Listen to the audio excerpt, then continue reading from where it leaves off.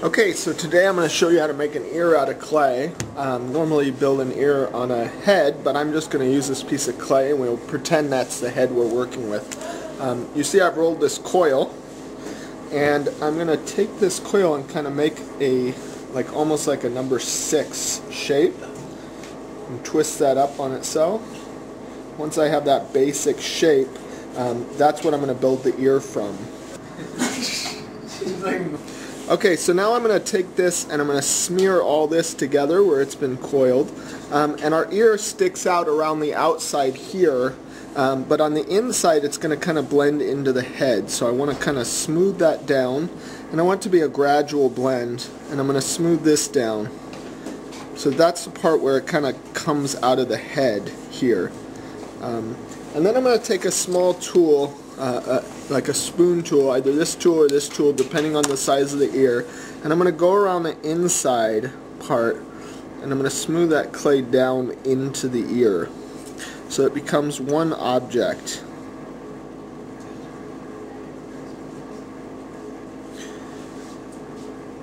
Once I have that done, that's kind of the basis for the whole ear. I'm going to go back over here and I'm going to use that tool and I'm going to kind of push into the clay where it would go into the head, like where the ear would go in. And I'll leave this little node right here to show like that kind of difference. Okay?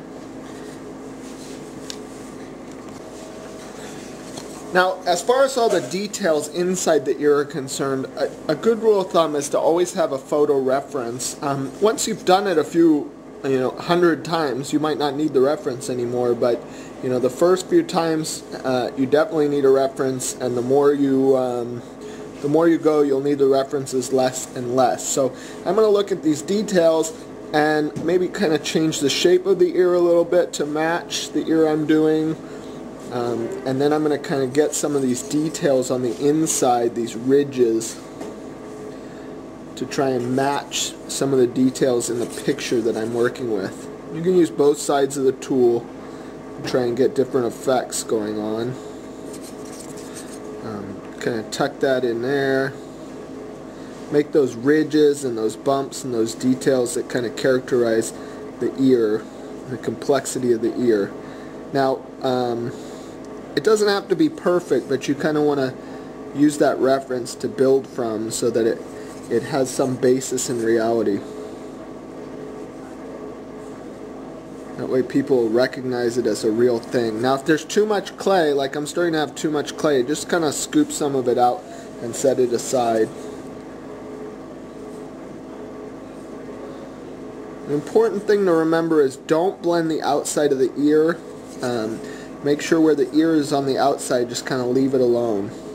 You want to form that inside ear as part of the ear, but the outside of the ear should kind of be away from the head, separate from the head.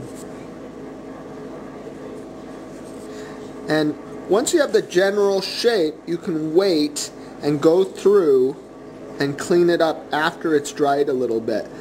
I like to work it, as it dries so that I get some of that detail level working and continuously work it. But if you like to just go through and do like one shot and then come back through and carve it more finely and with more detail after it's dried some, that's okay too.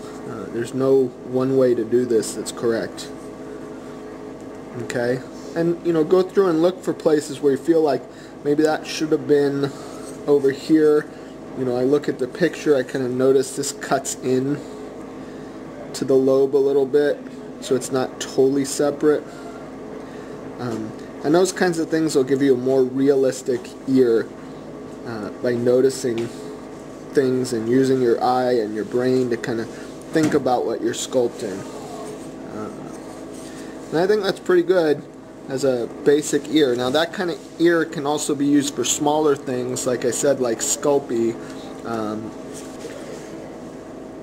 Like the ear on this figure here was done using kind of the same technique. Because of the scale, you don't have the same level of detail on it, but it's still got that same kind of general ear look. And I use a lot of the same techniques for building the face on a small figure as I do for a large figure. I just kind of tweak them a little bit. So